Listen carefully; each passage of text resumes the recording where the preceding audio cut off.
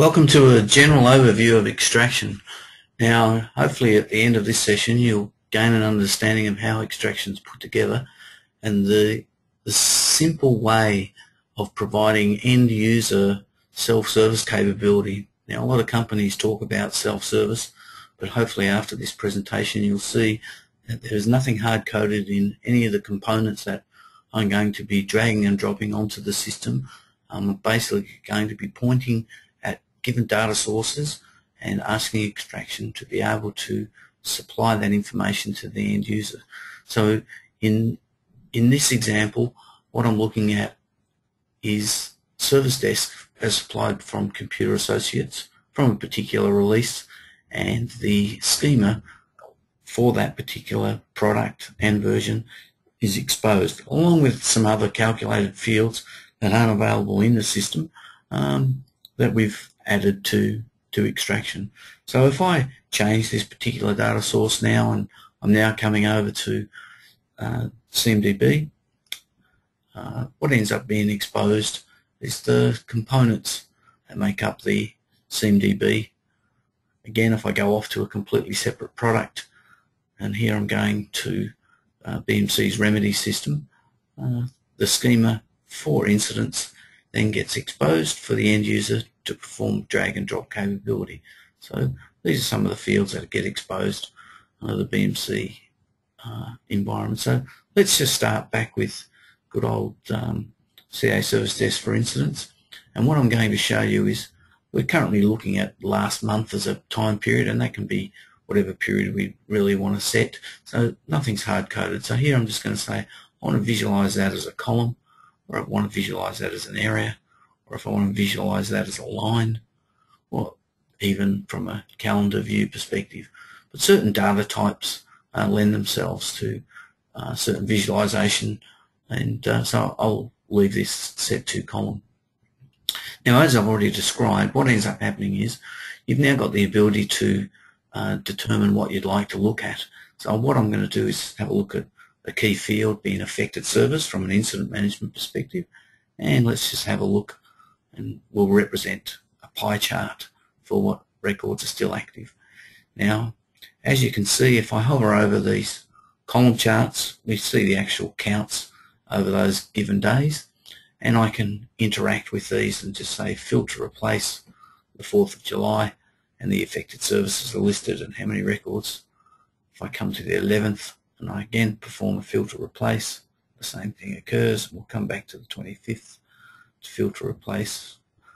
Now, everything that's on the screen is fetchable, and what I mean by that is we can drill and list particular things that we're looking at. So here I'll grab these 49 records. Here the data is fetched from the actual repository.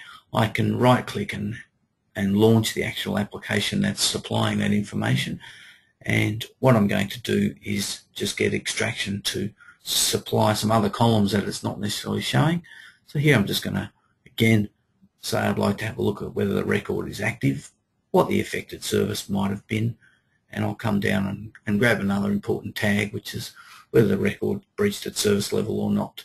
And let's just also grab the time open in days.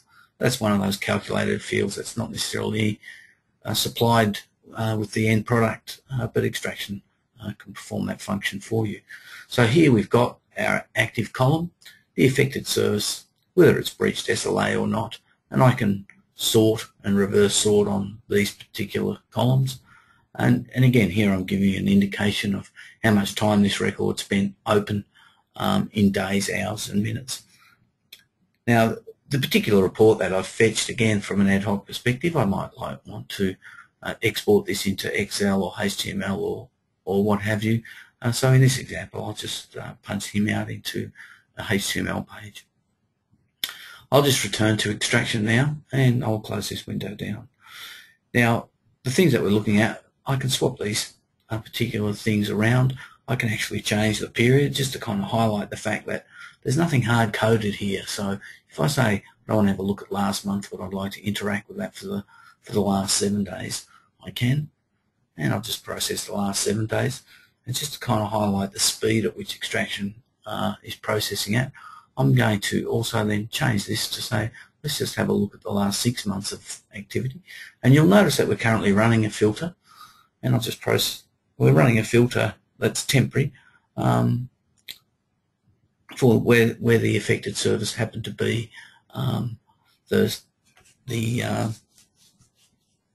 for the service that we actually drilled into before.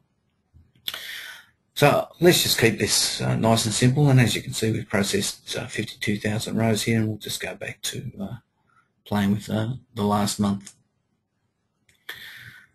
So what I'm going to do now at the same time, just to highlight the flexibility of Xtraction, I'm just going to add another view to look at, and this is going to be coming from a completely separate data source.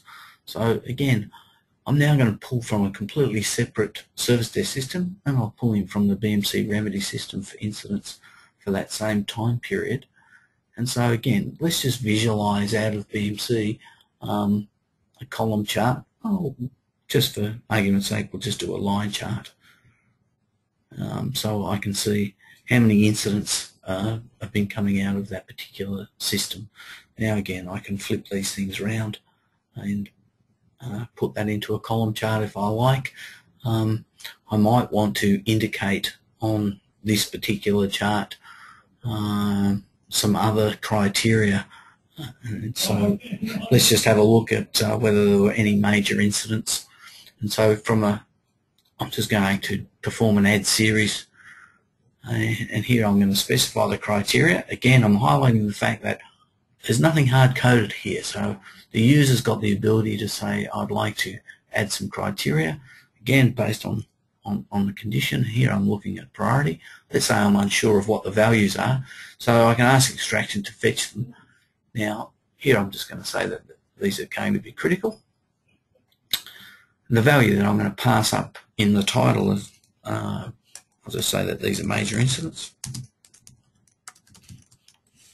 I can color code these the way that I'd like, and so here I'm placing them to be read, and hopefully I'll just put them on a secondary series, and I'll indicate that these incidents are from BMC remedy.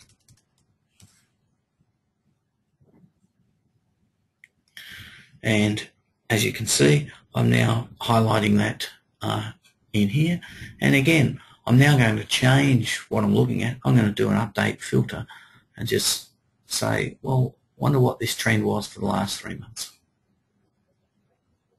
And again, I've just processed that, and it's passed it to both systems and been able to retrieve that information that we're looking at. At the same time, you might want to export what you're looking at. So in this case, I'm just going to export this into a HTML page, show where you're getting this information from, any notes that might be associated to it, and if Xtraction could also draw a table when he's outputting this information. So he's indicating here, just in a HTML page, the first component, and so on as we go through. And as you'll notice, when we get down to the bottom, he'll indicate that these are coming from BMC remedy system as opposed to coming from the CA service desk system. So that's an example of being able to pull from multiple sources all at the same time. Now, once you've created all your drag and drop criteria, you can slice and dice these dashboards any way that you like. So what we're doing at Agrid Solutions using the product Xtraction is allowing customers to be able to drag and drop and build whatever you like. So here's an example for a dashboard that I was recently looking at. I'm looking at a company view of incident management from Telstra for a number of their customers, and these are coming from a multiple number of service desk systems that they run at Telstra. So what I'll have a look at now are some operational type dashboards. So this one is known as a dashboard report, and so here it's a single item that's stacked. So here I can have a look at incidents, and the view that I'm looking at is a today view. How many were open, resolved, closed, unresolved, major incidents, emergency changes, and service level breach activity.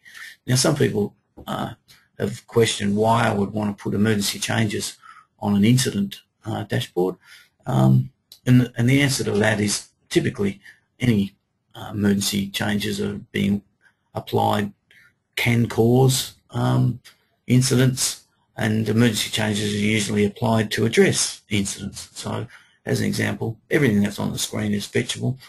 So if I want to have a look at my service level breach, I can go and pull those particular records in, as I've already demonstrated. From an incident load perspective, it's very important that you analyse what your throughput might be.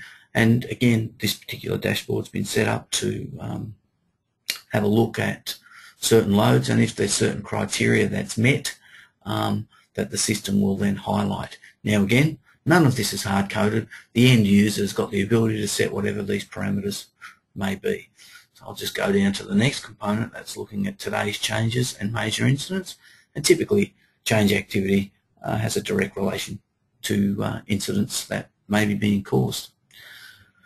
The next one down is looking at a service impact report card for today and the number of hours lost. So not just the incidents, but the actual hours that we've lost against our actual services. That also rolls up into this particular view, which is a rolling 7-day view. And again, it's interactive, so a rolling 7 days sits with the actual dashboard that we're looking at, and so the end user's got a visibility of the last 7 days of activity. From a proactive dashboard perspective, we're looking at service levels that haven't breached, that will breach, and so what Xtraction's got the ability to do is look at the service level timestamps and provide you pre-warning of what services will breach their service level and the number of the time frame that we'd set.